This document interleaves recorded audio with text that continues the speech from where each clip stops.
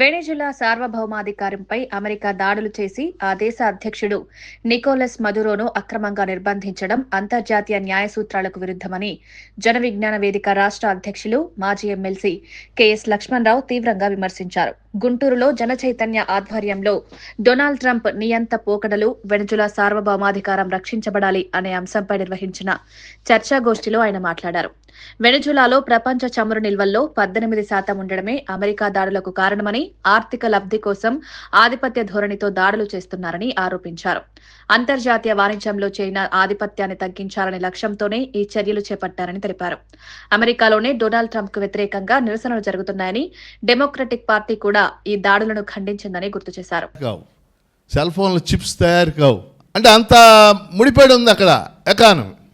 కాబట్టి ఆ చైనా మీద ఉన్న కోపం ఇప్పుడు వెనిజులా మీద చూపిస్తాం. రెండవది ఏంటంటే, ముఖ్యంగా ఈ దేశాలు ఇటీవల ఆర్గనైజింగ్ కావాలి దానికి. ఇప్పుడు వెనిజులా మీద దృష్టి పడింది, అక్కడుండే ఆయిల్ నిక్షేపాల మీద దృష్టి. రెండు, ఇక్కడున్న ఆయిల్ అంతా కొంటుంది చైనాని సాధించాలంటే ఇప్పుడు వెనిజులాని కట్టడి చేయాలి. ఇప్పుడు వెనిజులాలో ఉన్న ఆయిల్ బావులన్నీ ఇప్పుడు ట్రంప్ కిందకు వచ్చేస్తాయి. ఇక చైనాకి వెళ్ళదు కదా ఆయిల్. రేపు జరగబోయేది అదే కాదు. కాబట్టి మనం వెనిజులాలో జరిగింది ఇది. ఇప్పుడు అక్కడ జరుగుతున్నటువంటి ఈ పరిణామాల్లో అక్కడ ఉపాధ్యక్షురాలు డెల్సీ రోడ్రిగ్స్, ఆవిడ కూడా మధుర మనిషే వాస్తవంగా. వాళ్ళ ఫ్యామిలీ చాలా త్యాగాలు చేసిన ఫ్యామిలీ ఈవిడ ఫ్యామిలీ. నేను అనుకోవడం తాత్కాలికంగా ఆయన ఉపాధ్యక్షుడికి ఉంచారు ఆవిడ్ని. కానీ రేపో మాపో ఎన్నికలని పెట్టి అక్కడ ఏం చేస్తాడు, ఏమని ప్రకటించాడు ఆయన, ఏమని ఇచ్చాడు ప్రకటన, మేమే పరిపాలిస్తామని. వాడు ఏంటంటే డొనాల్డ్ ట్రంప్ ఉన్నది ఉన్నట్టు చెప్పేస్తూ ఉంటాడు. అదే వాస్తవం, మేమే వాషింగ్టన్ నుంచే మేము పరిపాలిస్తాం. అక్కడ ఒక తోలుబొమ్మను పెడతాం. చాలా దేశాల్లో తోలుబొమ్మలు ఉన్నాయి, కీలుబొమ్మలు ఉన్నాయి. అక్కడ ఒక బొమ్మను పెడతాం. రేపు ఎలక్షన్లని ఏదో జరిగింగ్ ఎలక్షన్లు పెడతాడు. చాలా దేశాల్లో అదే జరిగింది. రేపు ఆయనే పెడతాడు. పెట్టిన తర్వాత ఇక అక్కడ ఉన్న ఆయిల్ ఇదంతా కూడా వాళ్ళు చేసుకుంటారు. ఒక రాజకీయ నాయకుడుగా, ఒక వ్యాపారవేత్త గెలిచి ఒక అధ్యక్ష స్థానానికి, అది ఒక పెద్ద దేశానికి అయితే ఏం జరుగుతుందనేది ట్రంప్ మనకు చూపిస్తున్నాడు.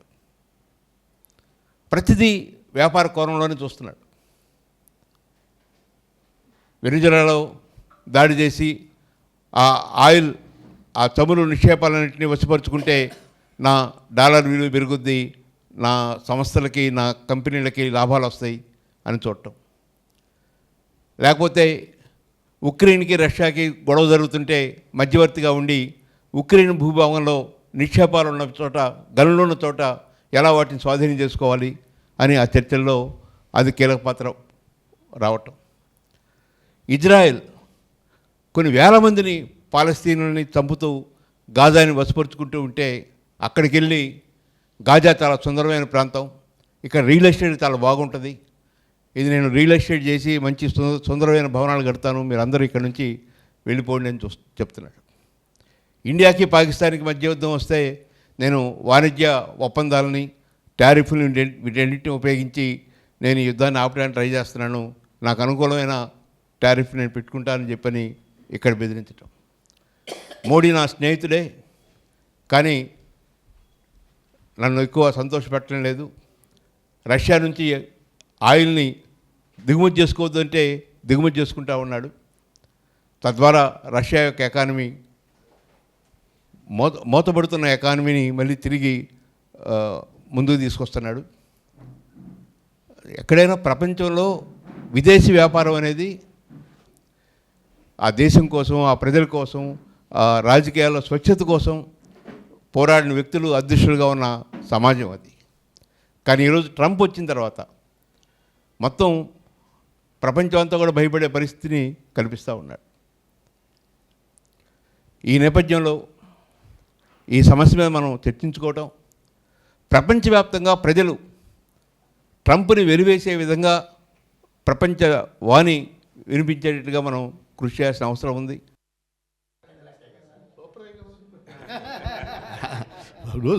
ఇందాక మన ప్రపంచంలో ఏమైందంటే, బలవంతులు అనేది ఒకటి ఉంది ప్రపంచం మొదటి నుంచి.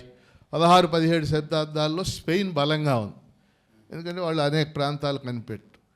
పారిశ్రామిక విప్లవం వచ్చిన తర్వాత ప్రపంచంలో బ్రిటన్, ఫ్రాన్స్ అడ్వాన్స్ అయిపోయింది. అంటే పారిశ్రామిక విప్లవం అక్కడ రావటం, పరిశ్రమలు ఏర్పడటం, ప్రపంచం అనేక దేశాలను జయించి మార్కెట్లుగా తీసుకోవటం, వాళ్ళు బలవంతులుగా మారారు.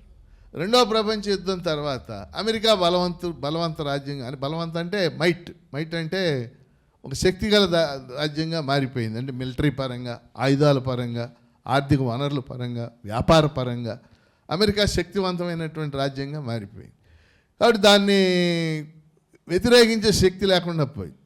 కొంతకాలం జరిగింది మీరు చెప్పింది 1945, 80, 90 దాకా అమెరికాకి ప్రత్యామ్నాయంగా అప్పుడు బైపోలార్ వరల్డ్ అన్నారు. అంటే ఉదాహరణకి తెలుగులో 2 ధృవాల ప్రపంచం, అటు సోవియట్ రష్యా, ఇటు అమెరికా. అమెరికా ఎక్కడైనా ఎంటర్ అయితే సోవియట్ రష్యా వార్నింగ్ ఇస్తూ ఉండేది. మీకు చిన్న